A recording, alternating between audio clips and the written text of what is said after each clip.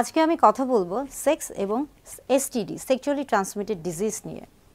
Sex জিনিসটিকে অনেকেই খুবই খারাপ বা বাজে বা নোংরাভাবে দেখে থাকে, অথচ সেক্স কিন্তু আমাদের জীবনের খুবই স্বাভাবিক এবং অত্যন্ত গুরুত্বপূর্ণ একটি বিষয়। সেক্স সম্পর্কে জানতে গেলে অবশ্যই সেক্সুয়ালি ট্রান্সমিটেড ইনফেকশন দ্বারা সেক্সুয়ালি ট্রান্সমিটেড ডিজিজ এই বিষয়গুলিকে জানতে হবে। অর্থাৎ সেক্সুয়াল অ্যাক্টিভিটিস নিয়ে যখন আমরা জানতে চাইব, বিশেষ করে সেই ক্ষেত্রে অবশ্যই আমাদেরকে যৌনবাহিত রোগগুলো সম্পর্কে জানতে হবে। তা না হলে আপনি সহবাসের মাধ্যমে বা সেক্সুয়াল অ্যাক্টিভিটিসের মাধ্যমে আপনি কোনো সমস্যার সম্মুখীন হতে পারেন কিনা সেটা সম্পর্কে আপনি জানতে পারবেন না। তাই সেজন্য অবশ্যই আপনাকে এসটিডি সম্পর্কে জানতে হবে। অনেকের মধ্যে এসটিডি সম্পর্কে একটা ধারণা থাকে যে সেক্সুয়ালি ট্রান্সমিটেড ডিজিজ মানেই হচ্ছে এইচআইভি বা এইডস। হ্যাঁ, সেক্সুয়ালি ট্রান্সমিটেড ডিজিজের মধ্যে কিন্তু একটা অংশ বা একটা রোগ হচ্ছে এইচআইভি দ্বারা এইডস, কিন্তু তার মানে এই না যে এখানে আর কোনো রোগ নেই। এখানে কিন্তু এইচআইভি এইডস ছাড়াও সিফিলিস, গনোরিয়া, ক্লামাইডিয়া, এছাড়াও হেপাটাইটিস, হার্পিস, এইচপিভি অনেকগুলো রোগ রয়েছে এবং প্রত্যেকটি রোগী কিন্তু সবার জন্য অত্যন্ত গুরুত্বপূর্ণ। তাই সেক্সুয়ালি ট্রান্সমিটেড ডিজিজ মানে শুধু এইচআইভি বা এইডস না, বরং প্রত্যেকটা রোগী কিন্তু সবার জন্যই জানা অত্যন্ত বেশি গুরুত্বপূর্ণ। কেননা এই রোগগুলোর বিশেষ করে দেখা যাচ্ছে যে বিশেষ কিছু রোগের ক্ষেত্রে অনেক সময় প্রাথমিক অবস্থায় কোনো লক্ষণ এবং উপসর্গ দেখা যায় না, এবং যার ফলে কিন্তু একজন মানুষ বুঝতে পারে না যে সে আসলে এসটিডিতে ভুগছে কিনা, এবং পরবর্তীতে দেখা যায় যে যখন অনেক দিন ধরে চিকিৎসা করা হচ্ছে না, যেহেতু তখন কোনো লক্ষণ এবং উপসর্গ থাকে না, তারপরে দেখা যাচ্ছে যে পরবর্তীতে যখন তিনি বুঝতে পারেন যে তিনি এসটিডিতে ভুগছেন, সেই ক্ষেত্রে কিন্তু অনেক দেরি হয়ে যায় এবং পরবর্তীতে চিকিৎসা যখন শুরু করা হয় সেই ক্ষেত্রে কিন্তু আমরা বলে থাকি রেসপন্স, অর্থাৎ ফলাফলটা খুব একটা ভালো হয় না। কিছু কিছু সেক্সুয়ালি ট্রান্সমিটেড ডিজিজের ক্ষেত্রে দেখা যাচ্ছে লক্ষণ এবং উপসর্গগুলো প্রাথমিক অবস্থায় ধরা পড়ে না, এবং যার ফলে একজন মানুষ যখন সেই রোগে আক্রান্ত হয়ে থাকে সে বুঝতে পারে না, এবং পরবর্তীতে যখন সেই লক্ষণ এবং উপসর্গগুলো দেখা দেয় এবং তখন যখন সে চিকিৎসা শুরু করে তখন আসলে অনেক দেরি হয়ে যায়, এবং যার ফলে সেটা কিনা তার শারীরিক অবস্থায় যেমন একটা প্রভাব ফেলে, তেমনি তার দাম্পত্য জীবনেও কিন্তু প্রভাব ফেলে, এবং এর ফলে দেখা যায় নারী পুরুষ অর্থাৎ স্বামী স্ত্রী উভয়ে এবং তাদের সন্তানের প্রতিও কিন্তু একটা নেতিবাচক প্রভাব আসে। অর্থাৎ এসটিডি সেক্সুয়ালি ট্রান্সমিটেড ডিজিজ সম্পর্কে প্রত্যেকেরই জানা উচিত। সেক্সুয়ালি ট্রান্সমিটেড ডিজিজ সম্পর্কে অনেকেই মনে করে থাকেন যে এটা আসলে হচ্ছে কোনো এসটিডি বা সেক্সুয়ালি ট্রান্সমিটেড ডিজিজ সম্পর্কে অনেকে মনে করে থাকেন যে ওরাল সেক্সের মাধ্যমে এসটিডি ছড়ায় না। এটাও অনেকের মধ্যে একটা ধারণা রয়েছে, তবে ওরাল সেক্সের ক্ষেত্রে অবশ্যই মনে রাখতে হবে যে সেই ক্ষেত্রে অবশ্যই হয় কন্ডোম ব্যবহার করতে হবে অথবা ডেন্টাল ড্যাম ব্যবহার করতে হবে, তা না হলে ওরাল সেক্সের মাধ্যমে কিন্তু এসটিডি হতে পারে।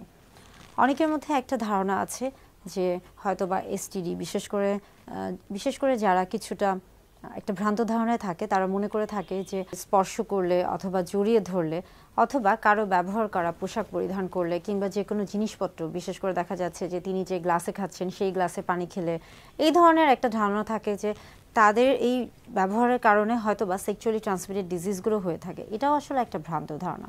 সেক্সুয়ালি ট্রান্সমিটেড ডিজিজগুলো মূলত কখন হচ্ছে? যখন একজন এসটিডিতে আক্রান্ত ব্যক্তি, বিশেষ করে আমরা বলে থাকি যে যৌন রোগ বা হচ্ছে যারা সেক্সুয়ালি ট্রান্সমিটেড ইনফেকশন যেগুলো রয়েছে সেগুলো যারা বহন করছে, তারা যখন যৌন সঙ্গমের মাধ্যমে একজন সুস্থ মানুষের শরীরে এই ইনফেকশনগুলোকে ছড়িয়ে দিচ্ছে, এবং তিনি তখন অর্থাৎ ওই সুস্থ ব্যক্তি যখন আবার আক্রান্ত হচ্ছে তখনই কিন্তু সেক্সুয়ালি ট্রান্সমিটেড ডিজিজ হচ্ছে। অর্থাৎ সেক্সুয়ালি অ্যাক্টিভ পার্সনগুলো যখন সেক্সুয়াল অ্যাক্টিভিটিসের মাধ্যমে সেক্সুয়ালি ট্রান্সমিটেড ইনফেকশনগুলোকে সেক্সুয়ালি অ্যাক্টিভ একজন সুস্থ মানুষের শরীরে প্রবেশ করাচ্ছে বা ট্রান্সমিট করে দিচ্ছে, তখনই সেক্সুয়ালি ট্রান্সমিটেড ডিজিজ হচ্ছে বা ওই সুস্থ ব্যক্তি তখন সেক্সুয়ালি ট্রান্সমিটেড ডিজিজে আক্রান্ত হচ্ছে।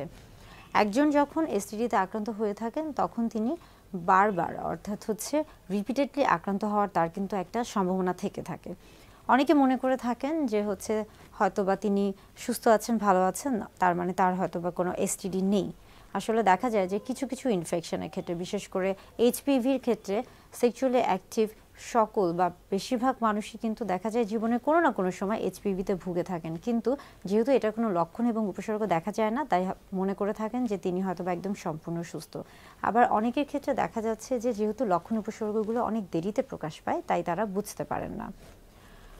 এসটিডির ক্ষেত্রে আরেকটি গুরুত্বপূর্ণ বিষয় হচ্ছে অনেকে মনে করে থাকেন যে সেক্সুয়ালি ট্রান্সমিটেড ইনফেকশন যদি হয়ে থাকে সেই ক্ষেত্রে হয়তোবা যদি সঠিকভাবে চিকিৎসা করা না হয়ে থাকে পরবর্তীতে কোনো সমস্যা হবে না। আসলে আপনি যখন হচ্ছে সেক্সুয়ালি ট্রান্সমিটেড ডিজিজে ভুগবেন, আপনাকে অবশ্যই সঠিক চিকিৎসা করতে হবে এবং সেজন্য একজন বিশেষজ্ঞ চিকিৎসকের পরামর্শ নিতে হবে। তা না হলে অনেক সময় দেখা যায় নারী পুরুষ উভয়ের ক্ষেত্রে একটা হচ্ছে ইনফার্টিলিটির সুযোগ থাকে এবং পরবর্তীতে সন্তান গ্রহণের ক্ষেত্রে সমস্যা হতে পারে। বিশেষ করে কিছু কিছু রোগ রয়েছে যেগুলো কিনা দেখা যায় যে মা যখন গর্ভবতী থেকে থাকে কিংবা মা যখন বাচ্চাকে বুকের দুধ খাওয়ায়, মায়ের শরীর থেকে বাচ্চার শরীরে অর্থাৎ হচ্ছে সন্তানের শরীরেও কিন্তু যেতে পারে। অর্থাৎ সন্তানও কিন্তু সেই ক্ষেত্রে তখন ওই রোগে অর্থাৎ এসটিডিতে আক্রান্ত হতে পারে। সেক্সুয়ালি ট্রান্সমিটেড ডিজিজের বেশ কিছু হচ্ছে টেস্ট রয়েছে, এই টেস্টগুলো সম্পর্কে অনেকেই জানে না। আবার অনেকেই মনে করি যে এই টেস্টগুলো বোধহয় অনেক ভয়াবহ হয়ে থাকে, অনেক ব্যথাদায়ক হয়ে থাকে, অনেক বেশি কষ্টকর হয়ে থাকে। আসলে সেক্সুয়ালি ট্রান্সমিটেড ডিজিজে আপনি আক্রান্ত কিনা সেটা মূলত দেখা যাবে যে লক্ষণ, কিছু কিছু ক্ষেত্রে লক্ষণ উপসর্গ দেখা যায়। বিভিন্ন রকমের ডিসচার্জ হয়ে থাকে, বিভিন্ন রকমের হচ্ছে অনেক সময় দেখা যাচ্ছে যে ডিসচার্জের পাশাপাশি ইচিং হয়ে থাকে, বার্নিং হয়ে থাকে, পেইন হয়ে থাকে, এগুলো তো আছে। তবে আমরা যদি বলে থাকি যে হচ্ছে যদি ইনভেস্টিগেশনের কথায় চলে আসি, সেক্ষেত্রে দেখা যাচ্ছে যে এসটিডিতে আপনি ভুগছেন কিনা সেটা জানার জন্য অনেক সময় বেশ কিছু পরীক্ষা করা হয়ে থাকে এবং একটি হচ্ছে রক্ত পরীক্ষা, ব্লাড পরীক্ষার মাধ্যমে আমরা জানতে পারি এবং আরেকটি হচ্ছে ইউরিন টেস্টের মাধ্যমে আমরা জানতে পারি এবং আরেকটি হচ্ছে অনেক সময় বিভিন্ন জায়গা থেকে সোয়াব নেওয়া হয়ে থাকে। বিশেষ করে দেখা যাচ্ছে যে থ্রট সোয়াব বা ন্যাজাল সোয়াব, এই যে বিষয়গুলি রয়েছে, এবং হচ্ছে অনেক সময় ভ্যাজাইনাল বা সোয়াবগুলো নেওয়া হয়ে থাকে। অর্থাৎ এসটিডি আছে কিনা এটা জানতে হলে যে টেস্টগুলো করা হয়ে থাকে, এই টেস্টগুলো হচ্ছে খুবই স্বাভাবিক টেস্ট এবং এটা নিয়ে আসলে হচ্ছে ভয় বা সংকোচের কোনো কারণ নেই। এবং অবশ্যই হচ্ছে স্বামী স্ত্রী অবশ্যই উভয়কেই কিন্তু হচ্ছে কিছুদিন পরপর রেগুলার বেসিসে এই টেস্টগুলো করানো উচিত বা এই চেক আপগুলো করানো উচিত, তারা সুস্থ আছে কিনা এটা জানার জন্য। অনেকের মধ্যে একটা ধারণা থাকে যে মনে করে থাকেন যে শুধু বোধহয় হচ্ছে একজন যখন অনেকজনের সাথে সহবাসে লিপ্ত হচ্ছেন তখনই শুধুমাত্র হচ্ছে তাদের সেক্সুয়ালি ট্রান্সমিটেড ডিজিজে আক্রান্ত হতে পারেন না। আসলে অনেক সময় দেখা যাচ্ছে যে একজন যখন শুধুমাত্র একজনের সাথেই হচ্ছে সহবাসে লিপ্ত হচ্ছেন, কিন্তু তাদের ক্ষেত্রেও তারা যখন হচ্ছে পার্সোনাল হাইজিনটা মেনটেন করছেন না, তখনও কিন্তু তারা এসটিডিতে আক্রান্ত হতে পারেন। বিশেষ করে কিছু কিছু রোগ রয়েছে যেগুলো কিনা দেখা যায় যে মা যখন গর্ভবতী থেকে থাকে কিংবা মা যখন বাচ্চাকে বুকের দুধ খাওয়ায়, মায়ের শরীর থেকে বাচ্চার শরীরে অর্থাৎ হচ্ছে সন্তানের শরীরেও কিন্তু যেতে পারে। অর্থাৎ সন্তানও কিন্তু সেই ক্ষেত্রে তখন ওই রোগে অর্থাৎ এসটিডিতে আক্রান্ত হতে পারে।